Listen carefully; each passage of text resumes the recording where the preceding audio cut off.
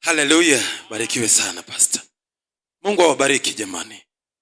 Jina la Bwana libarikiwe sana. Na wasalimieni wote katika jina la Yesu.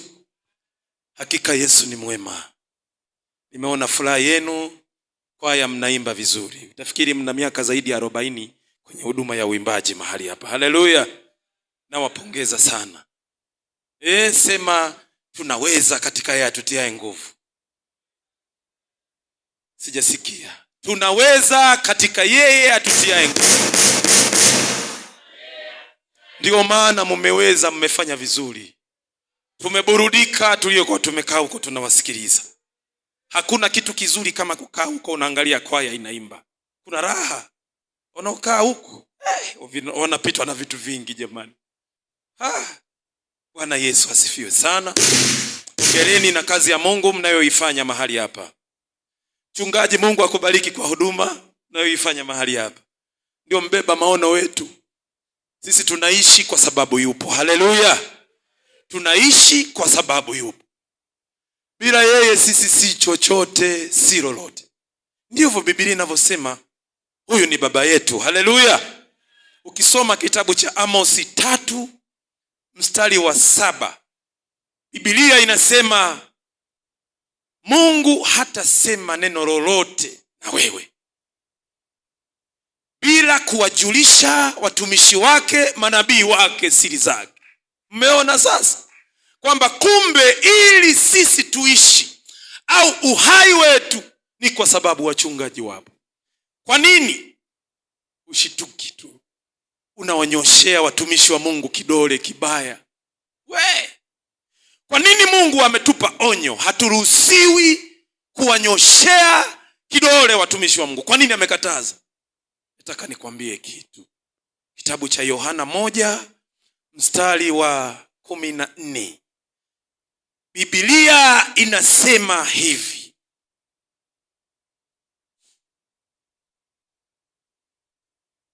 Huyu roho sasa, huyu roho au huyu Mungu akafanyika mwili akakaa kwenu. Akafanyika mwili akakaa kwenu. Kumbe ili sisi tuwe salama, ni lazima Mungu awe na sisi mwilini tunakoona. Haleluya. Rohoni sisi hatukujui kwako kulivyo. Ni siri yako wewe na Mungu wako. Sisi tunataka mwilini kwako unaonekanaje. Haleluya. Leo tulikuwa tunaimbiwa hapa na kwaya. Tulikuwa ni mwilini, tunaangalia wanachokifanya, tunaburudika. Haleluya. Muonekano wako unatuburudisha, tunaburudika. Je, muonekano wako ni rohoni au ni mwilini? Mwilini. Matendo yako yanamtangaza Kristo. Haleluya. Ndio maana nimesema Biblia yenyewe inazungumza. Hata sema neno lolote Mungu bila kuwajulisha watumishi wake, manabii wake, siri zake. Baba, katika jina la Yesu, ni asubuhi nzuri ya Jumapili. Watoto wako tumenyenyekea chini ya mkono wako. Tunakwenda kukusikiliza. Roho Mtakatifu tuongoze. Tufundishe mwenyewe, maana tuna kiu, tuna njaa. Nitumie mtumishi wako kama chombo, maana mimi sina la kusema. Nitumie kama spika tu, maana wewe ndiye mnenaji wa asubuhi ya leo. Katika jina la Yesu. Amen.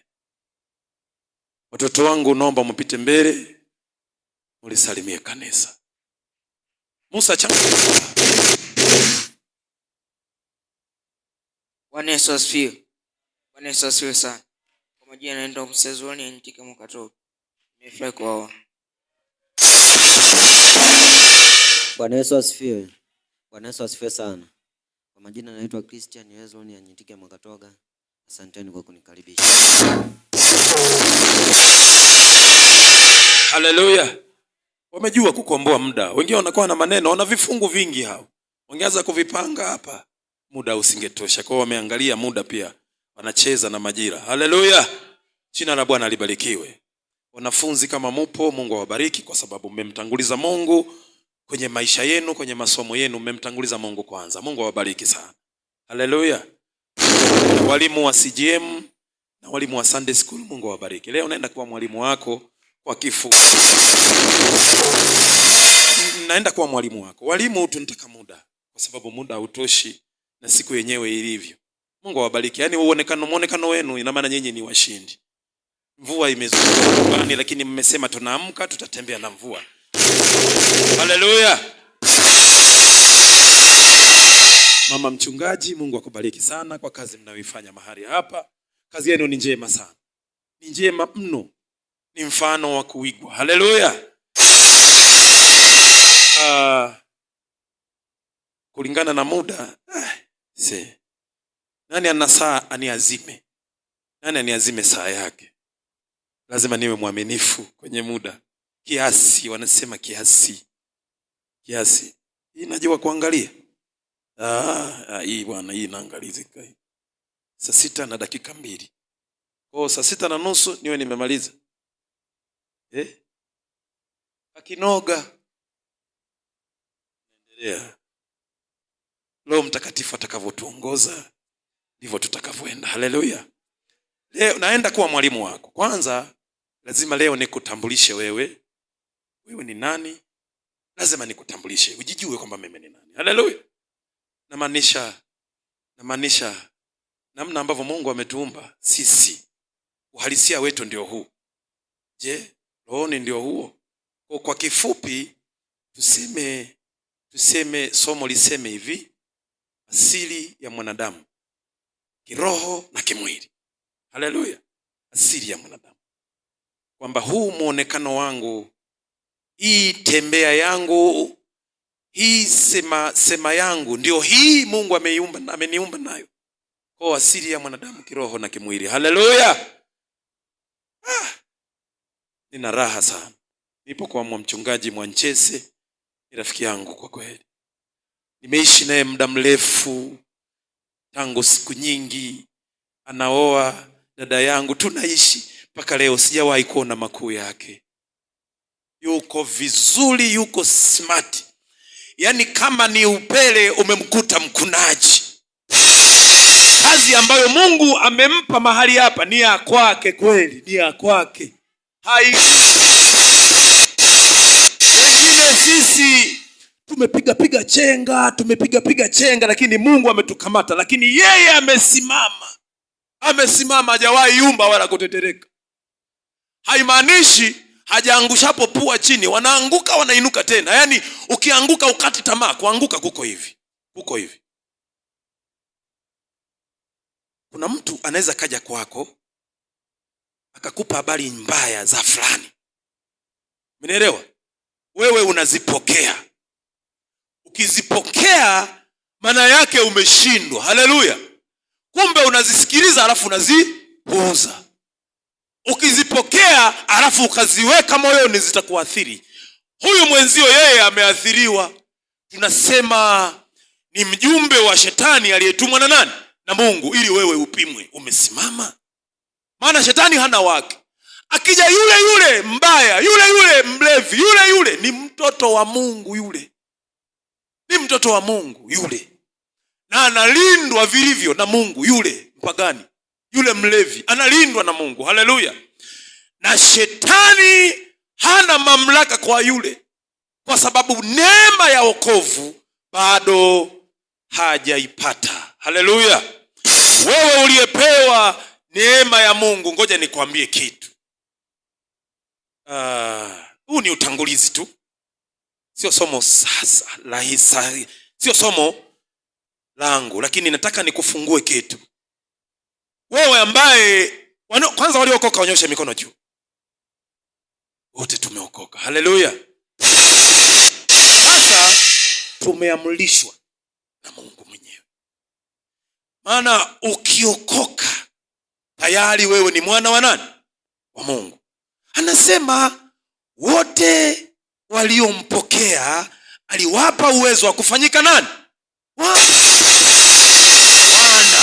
Kwa ambao hawajafanyika wana ni watoto wa Mungu, ila waliompokea Kristo ni wana wa Mungu. Haleluya. Kwa sisi ni wana wa Mungu. Kwa leo tutakumbushana tu sheria ya Mungu ndani ya kanisa tunaenda kukumbushana tu. Haleluya, tunakumbushana tu.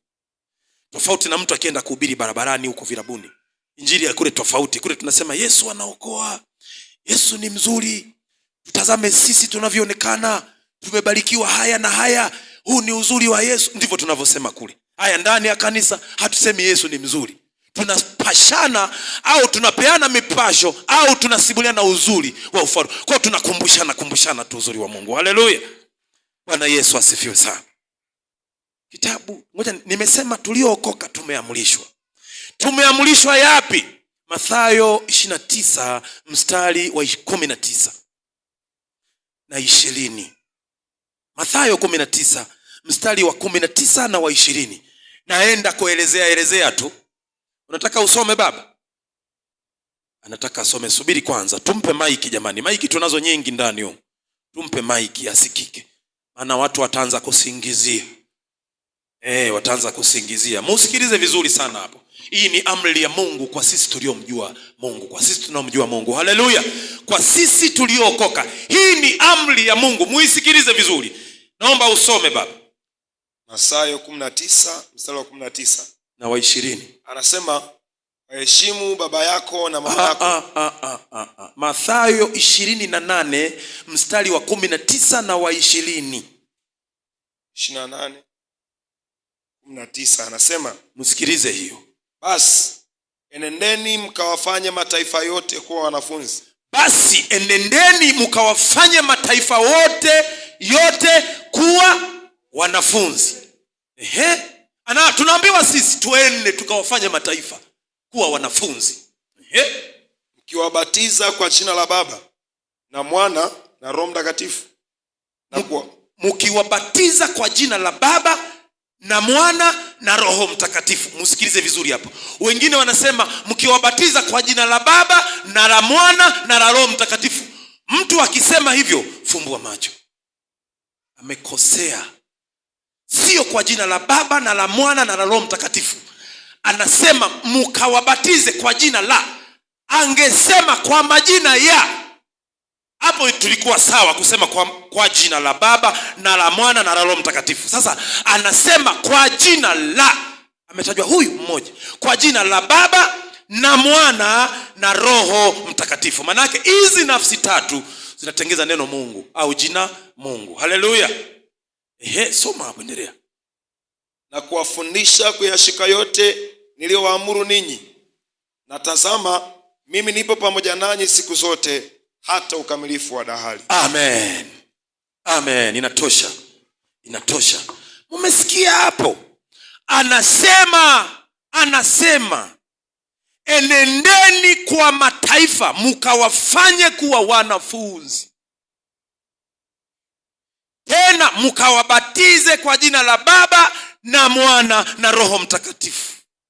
Mstari wa 20 anasema mkawafundishe yale niliyowaamuru ninyi.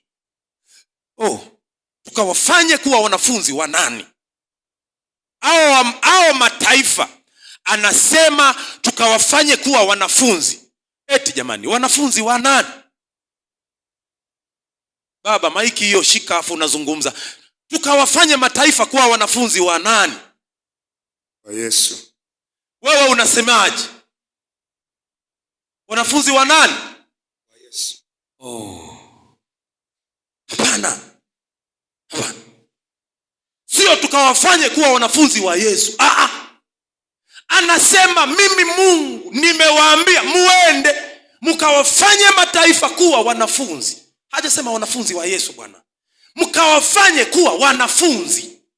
Tena anasema tena mkawabatize kwa jina la Baba na Mwana na Roho Mtakatifu. 20 anasema tena mkawafundishe yale niliyowaamuru ninyi. Mkawafundishe. Anayefundisha hapa ni nani? Ni Yesu au ni wewe? Hamjanielewa. Anasema muende mkawafundishe yale niliyowaamuru ninyi. Kwa huyu anayefundisha si ni mwalimu? Na anayefundishwa ni nani? Ni mwanafunzi. Kwa mwalimu wa huyu mwanafunzi ni nani? Ni Yesu au ni wewe? Ni mimi. Ni wewe. Ila nguvu ya Mungu ndani yako, nguvu ya Mungu iliyo ndani yako ndio inaokuwezesha kuwa mwanafunzi mzuri. Haleluya. Amen. Tumesema mwanzo kwamba kwanza hapa nimewapeleka mbele sana. Nataka turudi nyuma. Yes. Turudi nyuma. Wewe ni nani? Wewe ni nani? Wewe ndiye huyu ambaye anatarajiwa. Wewe ndio uhalisia wa uumbaji wa Mungu kweli. Ufunuo sura ya 13 mstari wa 12. Ufunuo sura ya 14. Yes. Mstari wa 12. Ufunuo 14. 12. Ufunuo 14 mstari wa 12. Mumeona walimu wa CGM wanavyofungua Biblia haraka. Alafu msikilize. Ufunuo 14:12. Yes. Anasema hapa ndipo penye subira ya watakatifu, hao wazishikao amri za Mungu na imani ya Yesu. Amen. Inatosha. Hapa ndipo penye subira ya watakatifu. Hapa ndipo penye subira ya watakatifu. Watakatifu ni wepi? Ndio wale tumezungumza, tunajiuliza swali. Sisi ndiye watakatifu. Sisi ndio walimu kwa mataifa, kwa wale wa mataifa. Matendo yetu yanamfanya yule aamini kwamba Mungu wanayemtumikia hawa ni Mungu wa kweli. Haleluya. Kwa mfano, hakuna mtu hana barozi wake alikotoka. Hakuna mtu hana mwenyekiti alikotoka. Si ndivyo? Lakini wakija mabarozi kudai michango ya misiba, kukumbusha maendeleo, kufanya hiki, tunaomcha Mungu tuna viburi. Hatuendi. Kiburi chetu kiko hapa. Tunasema mimi litanizika kanisa. Si tuko wengi? Siendi kule lakini kanisa litanibeba. Haleluya. Ni makosa. Ibada inaanziaga wapi? Nyumbani. Huyu Yesu wako aliye ndani, nimesema hatumuoni, ila matendo yako yanatuaminisha kwamba sasa huyu kweli ana Yesu. Mwilini kwako, matendo yako, huko ndio muhimu. Maana ndiko tunako kuona sisi. Bora nyumba anasema matofali yamezuia. Moyo wako nani anauona? Nataka nikwambie kitu. Hata wewe tu haujijui. Ndio maana tukisema jielezee, utajieleza. Kuna sehemu unakuta umekoma. Uendelee tena. Upo. Tuulize sisi tukuendelezee pale ambapo umeishia kutusimulia. Tunapajua panapoendelea kuhusiana na wewe na mabaya unayoyafanya au na uzuri unaofanya. Vitabu visingeandikwa. Waliandikwa kina Ayubu, waliandikwa kina nani, wakina Mathayo, wakina Yohana. Waliandikwa kwa sababu ya matendo yao mazuri. Waliandikwa. Wewe utaandikwa. Maana maisha yanaendelea. Biblia ipo siku itakoma hii, vitaandikwa vipya tulivyovifanya sisi. Na sisi wakasome vitabu vyetu huko. Nataka nikwambie leo ukweli. Mimi nilivyo. Kama unaamini kwamba Mungu amenibadilisha mimi mchungaji wako unanifahamu. Na mama mchungaji wananifahamu. Wewe unijui. Kwa kama Mungu amenibadilisha mimi, hata wewe shtuka. Tuko siku za mwisho. Haleluya. Amen. Tuko siku za mwisho kweli. Tuko siku za mwisho. Nikisema siku za mwisho, hakuna cha nyongeza. Mwanadamu huyu amebakiwa na vitabu hizi au nyakati 4. Vitabu 4 tu. Biblia tangu mwanzo mpaka mwisho ina vitabu vingapi? 66. Vilishasomwa vyote kuanzia mwanzo mpaka Ufunuo sura ya 18 mstari wa 4. Tuko hapo. Ufunuo sura ya 18 mstari wa 4. Hakuna kitu kingine. Mwisho bado vitabu 4 tu. Maana Ufunuo si mwisho 22. Bado 4. Tu mwanadamu huyu aliyetabiriwa tangu Agano la Kale mpaka kitabu cha Ufunuo. Yupo kwenye kati za Ufunuo sura ya 18 mstari wa 4. Bado vitabu 4, dunia ifunikwe, kutajawa na giza. Hakutakuwepo kusoma tena. Mimi nimeshituka wakati mzuri kwamba wakati huu sio wakati wa kucheza. Tutangaze kweli ya Kristo ndani yetu. Haleluya. Tutangaze ukweli. Nyakati zimekwisha za chenga. Tumehurumiwa wengine. Mmoja akasema Hezroni, wewe umesamehewa pakubwa. Umesamehewa pakubwa kuliko mimi. Ananijua. Na ni kweli mimi nimesamehewa pakubwa. Wewe bado hata kaimani kadogo hauna.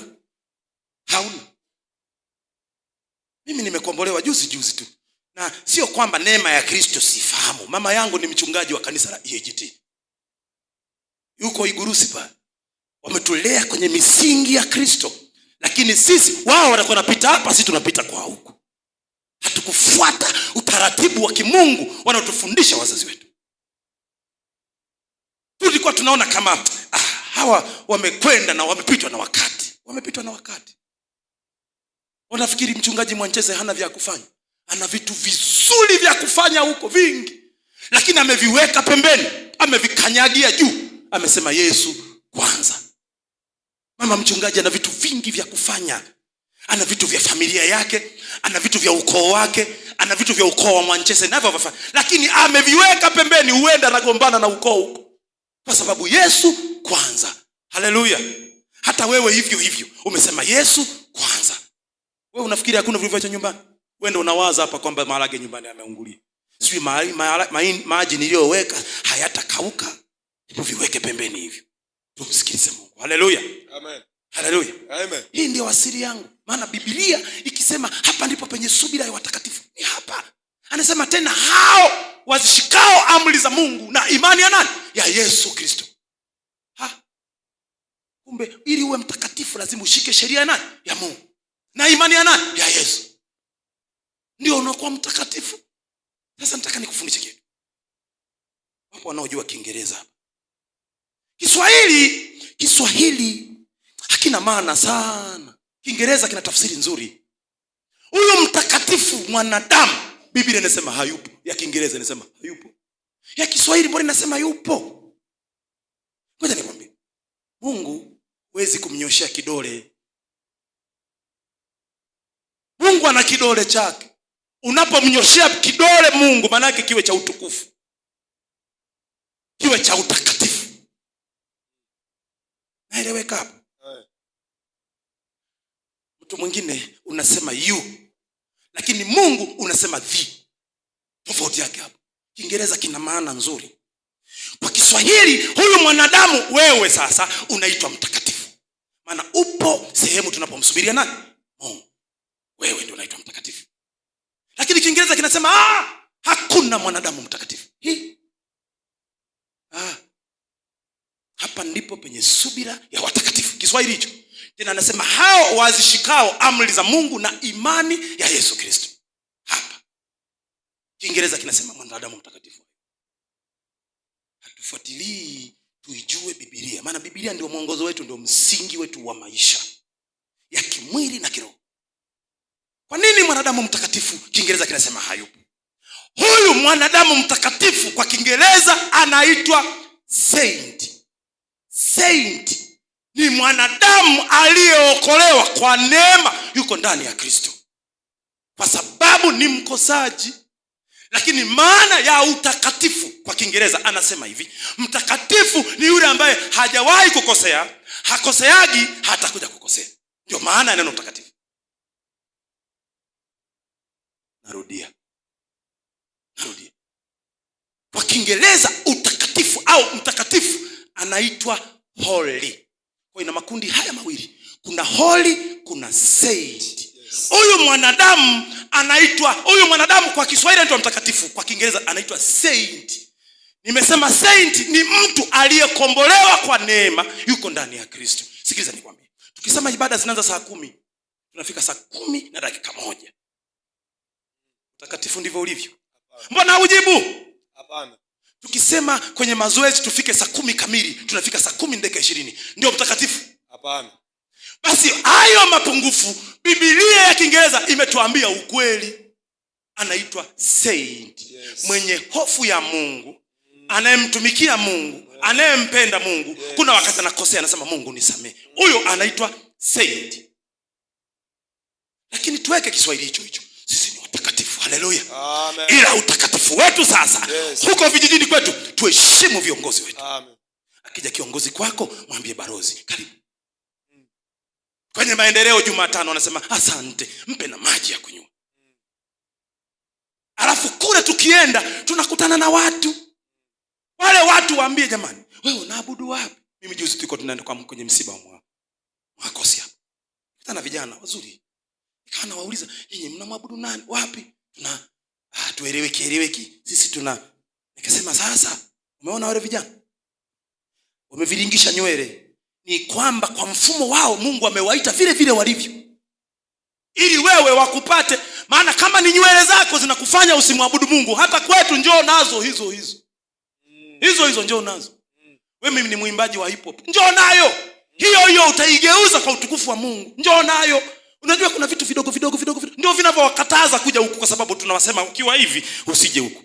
Njoo, waambie njooni na miregezo yenu, njooni hivyo mlivyo, njooni na pombe zenu, njooni hapa nikiwa ndani. Neno la Mungu litawapuruni. Ipo siku yeye mwenyewe bila kumwambia aache, utakuta tu ameacha. Unakuta tu nywele ameanza kuchana. Unakuta tu hivi. Kwa ndivyo ilivyo. Lakini tabia zetu mbaya. Nataka nikwambie kitu. Akiokoka mgeni hapa, unajua anachokifanya? Anaanza kuangalia, kumbe haya ndio maisha ya waliookoka. Ataishi hivyo ulivyo. Je, tabia tulizo nazo ndizo zenyewe Mungu anataka? Hapana. Siku moja kijana mmoja ameokoka sehemu, kanisa la kwetu hili lakini sio hapa. Akasema, baba, hivi kufanya hiki, ni mgeni mchanga, ana marafiki wawili, kufanya hiki na hiki ni sawa? Nikasema, kwa nini unauliza? Akasema, si ndivyo wanavyokifanya huyu na tunasali wote, nimewakuta pale. Nikasema, sio sawa. Hii Mungu haipendi. Hawa watu wanamwabudu Mungu kwa mazoea. Usifuate hii. Ukiona kuna kingine kinajitokeza tena, ikiwezekana achana nao. Tafuta Mungu wa kwako, ndio amekuita wewe. Yes. Nikapiga simu kwa mchungaji wake. Naomba mchungaji, mbadilishie marafiki fulani. Kwa sababu 1, 2, 3. Hawa tulio nao, sisi walimu tunasema hivi, sisi walimu. Mimi ni mwalimu nafundisha Biblia. Hata hivi kutakuwa na maswali baadaye. Yaani utauza swali lolote nje na hii somo ndani ya somo, uliza. Nataka tukitoka hapa, hata kama ni ibada ya jioni, urudi nyumbani unaelewa. Kwa sababu kuna vitu vimetukamata alafu hatujui pa kutokea. Alafu kuna wakati tunasoma neno lakini hatujapata tafsiri. Nataka nikwambie kitu. Kitabu cha Mwanzo sura ya 1 mstari wa 1. Tuanzie hapa. Maana ndipo kwenye uhalisia wetu sasa, na ndipo somo lilipokalia hapa. Mwanzo 1:1. Msikilizage hiyo. Hapo mwanzo Mungu aliumba mbingu na nchi. Umekosea. Wewe niko makini baba, nasoma mimi Biblia. Hapo mwanzo Mungu aliziumba. Hiyo sawa. Hapo mwanzo Mungu aliziumba mbingu na nchi. Mwanzo amesema hapo mwanzo Mungu aliumba mbingu na nchi. Kuna kitu uliacha hapo ndio cha muhimu kuliko vyote. Hicho kitabu nataka nikufafanulie kabla hujamaliza kusoma. Hicho kitabu nimekisoma wiki 3. Bado sikipatii majibu, lakini Mungu amenipa neema ya kukitafsiri juzi. Sikujuaga mimi hiyo. Ni cha kawaida sana kama tunavyosomeshwa. Hebu kisome tena, anza mwanzo. Kisome chote. Hapo mwanzo Mungu aliziumba mbingu na nchi. Amen, inatosha. Mmekaona kama mstari hapo? Inatosha baba. Mmekaona kalivyokaa? Yes.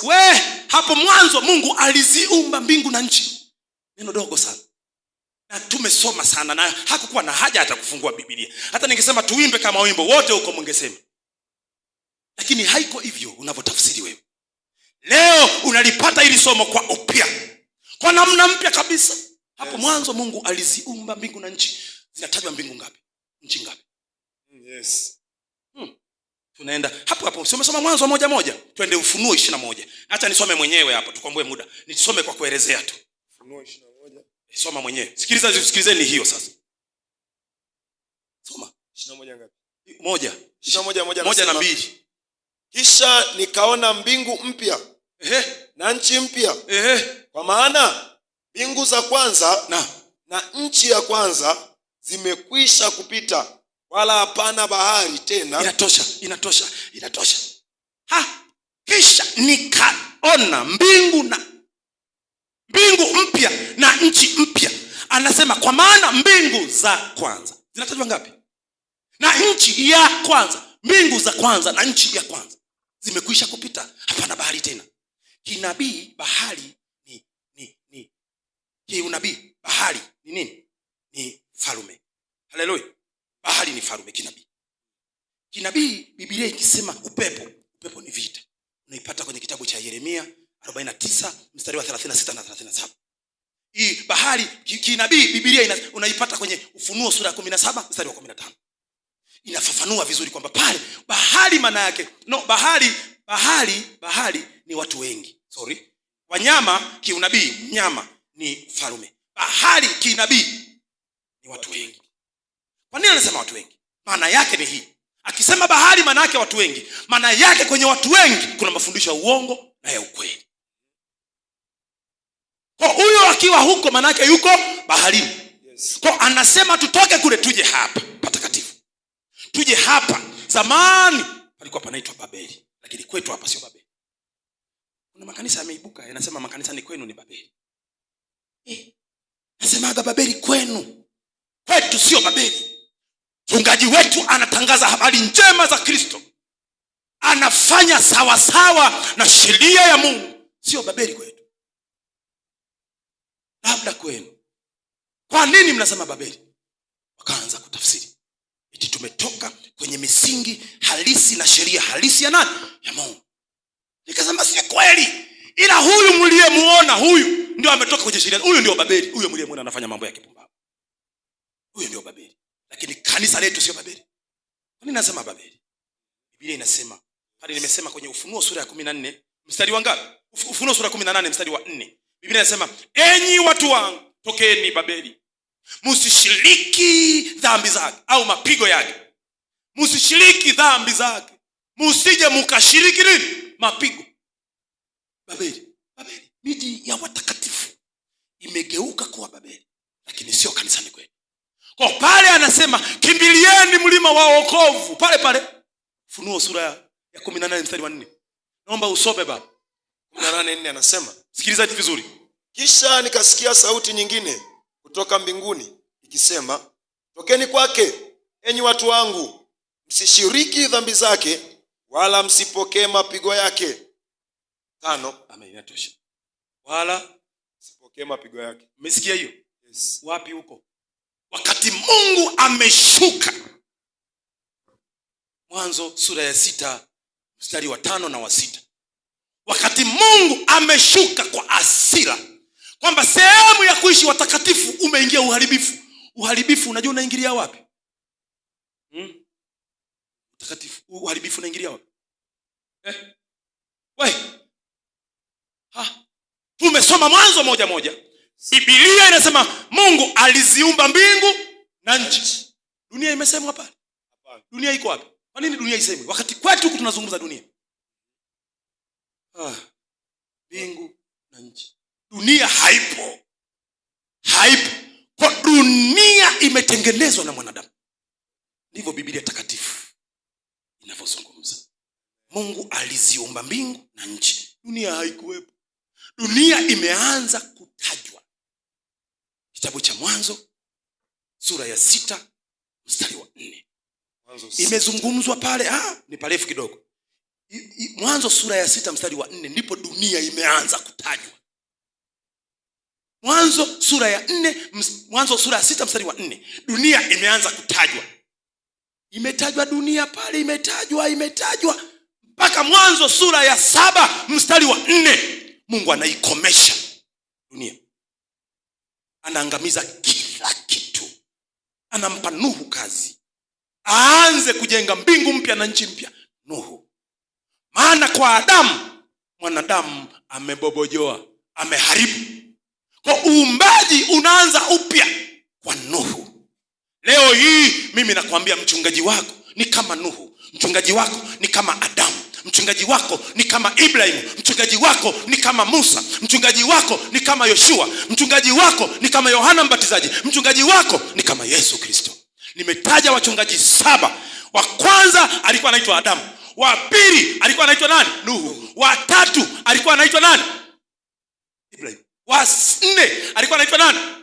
Musa. Wa 5 alikuwa anaitwa nani? Yoshua. Wa 6 alikuwa anaitwa nani? Wa 6 Yohana Mbatizaji. Wa 7 nani? Yesu mwenyewe. Kwa Yesu ni mchungaji wa 7. Amekuja ili, amezaliwa ili atupatanishe na Mungu. Lakini kifo kikafuata. Kuzaliwa kwa Yesu ni patanisho baina yetu sisi na Mungu.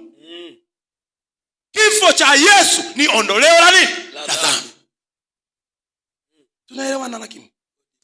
Tunaelewana jamani? Nataka bora mtu aondoke na pointi moja ndogo kuliko ukatoka kavu. Mchungaji wetu ni mchungaji wa 7. Kwa nini yeye wa 7? Wakati wa 7 alikuwa ni Yesu. Nataka nikuelekeze sasa hapo. Yohana Mbatizaji anasema yupo ajaye. Sistahili hata kulegeza nini? Gidamu za viatu vyake. Yohana. Alafu Yohana huyu amepata neema ya kumjua Kristo mapema. Maana Mungu anakuwa anamwelekeza. Atakaye kuja hivi atakuwa hivi, atakuwa vile. Sasa Yesu amekuja na alijua. Yohana alijua kosa alilolifanya Yohana. Na waombea wachungaji wetu wa sasa wasije wakafanya kosa kama hilo. Nalifahamu kosa alilofanya Yohana. Anasema yupo ajaye, anaendelea kukusanya kundi kama Mwanchese anavyokusanya kundi. Anasema yupo ajaye. Yupo ajaye. Yesu akaja. Alivyokuja Yesu sasa, huyu Yohana ingetakiwa lile kundi pamoja na yeye waende kujikabidhi kwa Kristo. Akabaki nalo. Kwa ile nuru iliyokuwa ndani ya Yohana, Mungu akaiondoa. Yohana akawa mkavu. Tayari Yohana akaanza kuingilia mamlaka za kifalume. Mtu haruhusiwi kurithi mke wa ndugu yake. Falume zikashtuka. Anasemaje? Mbona amefanya kazi ya kwake ya Mungu muda mrefu, hajawahi kuingilia mamlaka hizi? Sikiliza nikwambie. Yesu alisema hivi, Kaisari mpe Kaisari. Sasa wakwao wanafanya vya kwao, wewe vinakuhusu. Yohana kaingilia wasivyomuhusu. Wakakamata wakamweka. Kumbe ile nuru iliyokuwa inalinda ufalume wa Mungu imeondoshwa. Kwa nini imeondoka? Nimewaambia, alibaki na kundi. Wakati yeye ingetakiwa yeye pamoja na kundi wazikabidhi kwa nani? Kwa Kristo. Akabaki na kundi. Sikiza nikwambie. Kati ya wanafunzi wa Yohana Mbatizaji ni 2 tu waliomfuata Kristo. Nao sio Yohana akasema mfuateni yule pale. Ni neema, walikutana na neema ya Kristo wenyewe njiani. Katika pita. Na hao wanafunzi 2 ni Filipo na Andrea. Na hao wenyewe walibatikaje? Katika pita wakuta Yesu amekaa kwenye kivuli cha. Yesu akamwambia, akaanza Filipo, nifuate. Pale ni Yohana amemwambia fuatana na Yesu, au ni neema imemkuta Filipo? Neema. Baadaye amekutana na nani? Na Andrea na ndugu yake Petro. Yesu katika pita. Petro na ndugu yako nifuate. Kwa wanafunzi 2 tayari wanamfuata Yesu. Ina maana wameachana na yule. Haleluya. Amen. Kwa ikafika mahali sasa jamaa amekamatwa, kawekwa gerezani. Gerezani bado ana kiburi. Walivyoenda kumtembelea wanafunzi wake Petro gerezani, akasema, huyo napata taarifa kwamba kuna mtu anajiita Yesu huko. Kaulizeni, ni yeye kweli? Jamani, hakujua kama ni yeye. Hakujua kwamba amekuja. Ni yeye kweli? Wakaenda wanafunzi wa Yohana Mbatizaji kwa Yesu. Bwana, tumetumwa na Yohana Mbatizaji yuko gerezani. Amesema tuje tukuulize, ni wewe au si? Akasema, kamwambieni hivi, vipofu wanaona tena, viziwi wanasikia tena, viwete wanatembea tena. Haleluya. Amen. Baadaye wakakamata, wakamkata kichwa. Wakati kazi ya Mungu haijaisha. Naeleweka? Yesu akachukua nafasi yake. Akazaliwa kwenye tumbo la Mariamu. Ndio pale Biblia inasema sasa Mungu akaamua kushuka waziwazi. Akauvaa mwili wa Yesu Kristo. Akauvaa mwili wa mtu, azaliwe kama mtu. Yohana 1:1 anasema Mungu alilituma neno. Nataka nisome kama ilivyo. Hapo mwanzo kulikuwako neno. Naye neno alikuwako kwa Mungu. Naye neno alikuwa Mungu. Mchakato unaanza wa ukombozi wa mwanadamu. Kwa baadaye Mungu akalituma neno lake kwenye tumbo la Mariamu. Kakazaliwa kajamaa. Tena kale kajamaa kalitabiriwa na nani? Na Isaya 7:14. Isaya 7:14 anatabiri, anasema atazaliwa mtoto mwanaume, naye jina lake ataitwa nani? Emmanuel. Emmanuel maana yake nini? Mungu pamoja nasi. Haleluya. Sasa tena Isaya huyo akaja kuotea. Kaja mara alikotabiri kamezaliwa. Isaya 9:6 anasema amezaliwa. Sasa amezaliwa mtoto mwanaume. Na uweza wa kifalme uko begani mwake. Utakuwa begani mwake. Sio huko. Mtoto mdogo apewi madaraka kwanza. Ila amezaliwa tayari. Lakini anasema uweza wa kifalme utakuwa begani mwake kakiwa kakubwa.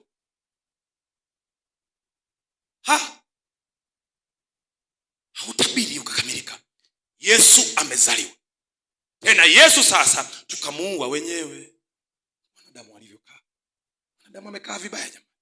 Nimesema mwanzo mwanadamu huyu ukisema jielezee anaishia sehemu. Kwa nini anaishia sehemu?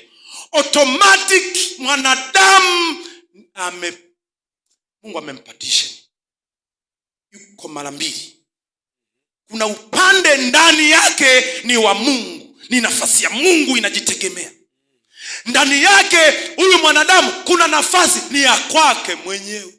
Na ndio maana wanasema cha kukilinda wewe sana, ulinde mwili wako, maana ndio wako. Ile roho ni ya Mungu inayokukokota wewe utembee kwenye misingi ya Mungu halisi. Sijaeleweka. Taelezea lakini hujijui. Kwa nini nasema hujijui? Ndio maana unasema leo mguu wangu unaniuma. Sasa mko wangapi? Huyu aliyekamata mguu wako ni nani?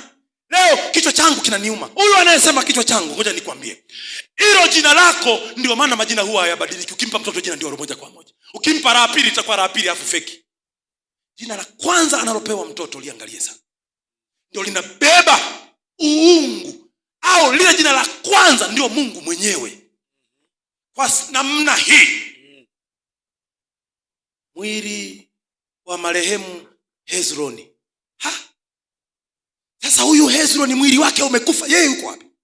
Ni ile nafsi ambayo huwezi kuielezea, ni Mungu mwenyewe. Kwa yule ambaye bado hajafanyika kuwa mwana wa Mungu, ana nafsi ya Mungu.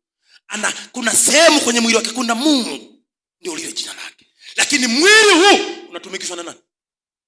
Nataka nikwambie, Shetani hana mamlaka juu yako kabisa. Amen. Ila wewe ndio unayemtaka. Maana Shetani anasema ninyi ndani yangu na mimi ndani yenu. Shetani ndivyo. Kwa nini nasema hivyo? Vipi? Anayemfuata Shetani ni nani? Ni wewe au ni yeye? Nataka nikuelekeze leo ilivyo. Wewe uko hapa. Mungu yuko hapa. Shetani yuko hapa. Wewe uko hapa.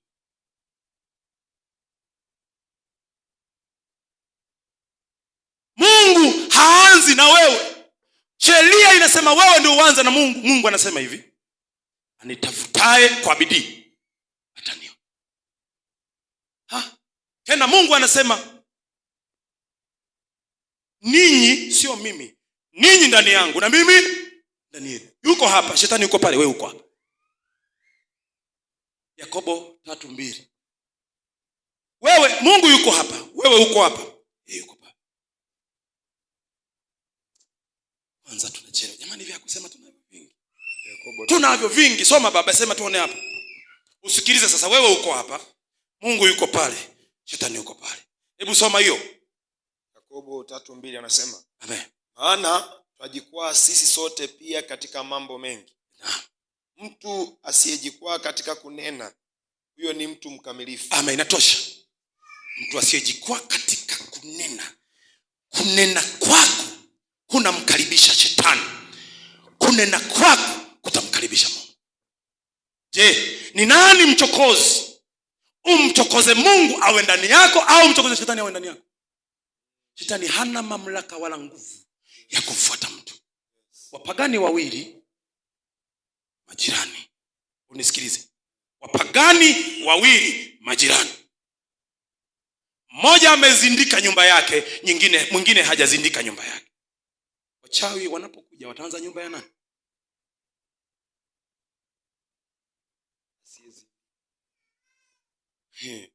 Wanaanza na nyumba ya aliyezindika, maana ana vitu vyao. Wanamuona yule mwenzetu, wanatua kwake moja kwa moja, maana ana antena zao. Asiyezindika ana ulinzi wa kimungu. Haleluya. haonekani kwenye rada zao. Asiyezindika haonekani, ila aliyezindika ana vya kwao. Wakina mama itikeni, ni mama. Haleluya. Wakina mama wanafikika haraka sana na shetani sana. Likwepeni hilo, likimbieni hilo. Shetani hawezi kumvaa mwanaume kirahisi, ni ngumu. Wakati Mungu amemuumba Adamu kwanza kwenye ile bustani ya Edeni, unafikiri hakujua kwamba Mungu amenikataza kula lile tunda? Shetani unafikiri hakumsumbua? Alimsumbua sana. Alipomuumba mwanamke akasema, hapa nimempata mwanaume. Sikiliza nikwambie, wakati Mungu amemuumba yule mwanamke kwa Adamu, alipewa sheria ya kumuongoza yule, umlinde na kumtunza huyu mwanamke, umpende. Sawa? Haya, Mungu amemuumba Eva kwenye bustani Edeni. Yule Eva sasa akadanganywa na nani? Na shetani. Lakini shetani alikamata ile tunda, alichuma mwenyewe. Nani alichuma? Alichuma Eva mwenyewe. Yeye alichuma mtu mwenyewe. Akaligonga lile tunda kwanza, akampelekea. Unafikiri mume wake hakujua kwamba ile tunda halifai kuliwa? Mungu amekataza. Alijua, lakini yale maneno nimesema, mjumbe huyu mtu anayekuja kukudanganya na kukupotosha. Wanakupotoshaje? Unasema mama mchungaji amepoa. Anasemaga yale siku zote. Wewe unayesapoti ndiye uliyetengeneza dunia. Maana huyu mtu umempoteza, anayekusikiliza umempoteza. Kwa tayari shetani amekupata. Shetani anachokifanya, kwa sababu yeye ni roho, hana uwezo wa kukuingia wewe bila mamlaka yako. Akimuingia mtu amempata. Na ndio maana hawa wachawi, kinachofanyika ni hiki: akishapata nafasi ya cheo huyu mtu, shetani anafurahi. Yaani anafurahi. Mchungaji Mwanchese siku moja akasema, kuna mtu akapata cheo sehemu tunamjua, na huyu mtu, yaani waliomchagua wachungaji kwenye hiki cheo, kabla hajachaguliwa cheo amekuja kujiunga na pale na lile eneo la pale. Huyu mtu muda mfupi haupiti anapewa cheo, kwa sababu ya roho aliyo nayo ndani. Na akipewa cheo, tumekuisha, kwa sababu ana nguvu. Nataka nikwambie, huyu mchawi kwanza hatumgundui, kwa sababu yeye ana mkataba baina yake yeye na shetani moja kwa moja. Sasa ule mkataba wao unafanya hivi, maana Biblia inasema wengine watakuja kama wana wa nuru, lakini ndani yao giza. Sasa huyu mtu iko hivi, kuna namba 9 haigawiki. Ile namba inatumika sana. Kuna namba 11 haigawiki. Hizi namba zinatumika sana. Nataka nikwambie, haingie basi lolote ambalo lina mashaka, una mashaka nalo. Siti namba 11 hautaipata. Ukianza kuzihesabu 1 2 3 4 5 6 7 8 9 10 12 13 11, kwa nini unairuka? Unisikilize. Hizi 9, hii namba 9 ina nuru mbele alafu ina giza nyuma. Kwa wewe unapomtazama unajua huyu mtu ametokana na nani? Na Mungu. Lakini nyuma yake ni giza. Biblia inasema shetani ni mungu wa ulimwengu huu. Unatoboaje? Ni neema ya Mungu tu ikukomboe. Haleluya. Sisi tunakombolewa kwa neema ya Kristo. Ndio maana nikisema sema mimi ni mshindi, na umeshinda kweli. Amen. Kwa sababu kuchomoka kwenye kinywa cha jamaa yule haiwezekani. Ni neema ya Mungu tu. Yametupata kwenye maisha yetu. Yote inatupata ili tubaki huko. Tukate tamaa. Tusitamani kumfuata Mungu. Tusitamani kukumbuka kumrejea Mungu. Haleluya. Maana Mungu huyu kwenye Yoeli sura ya 2 mstari wa 12 anasema nirudieni mimi. Kwamba asili ya mwanadamu aliumbwa akiwa mcha Mungu, lakini ametoka sasa yuko nje na Mungu. Kwa Mungu anasema nirudieni mimi. Haleluya. Mungu akumuumba mpagani hata huyu mmoja. wakati ameshuka kwenye bustani ya Edeni, yule nyoka akawaharibu, akatusambaratisha sisi na Mungu. Haleluya.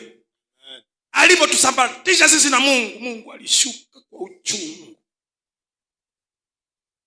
Ndio maana Mungu anasema najuta kumuumba. Leo hii niliyemuumba aniabudu mimi.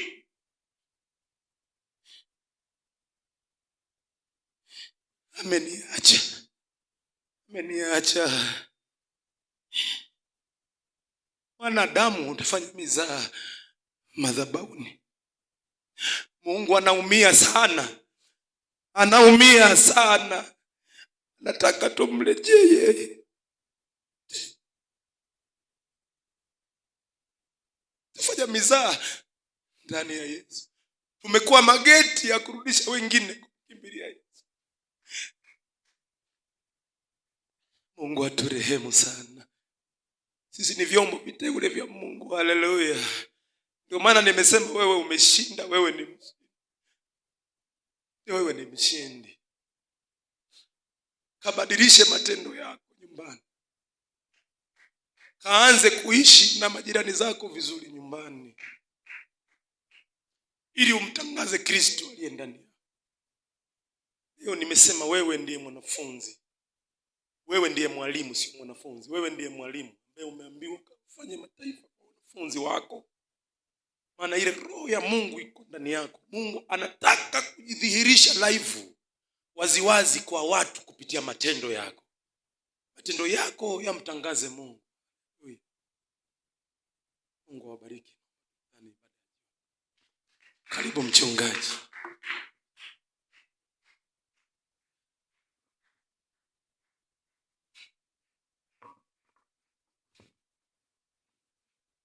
Amen. Hebu tumshangilie.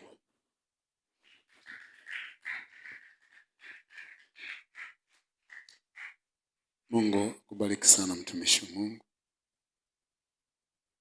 Tuwe tayari kubadilika tukamtumikia Mungu.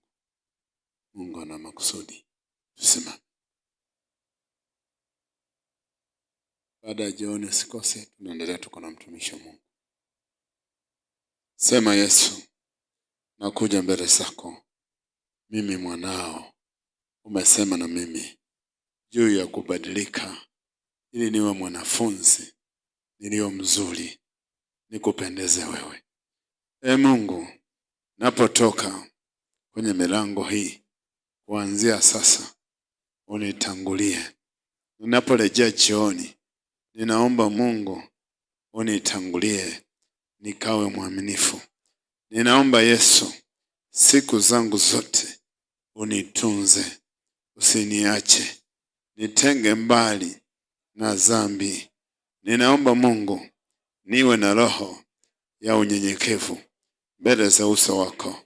Nisaidie Mungu niweze kuyashinda mabaya, mitego ya adui kila itwapo leo, ili siku moja nikapate taji.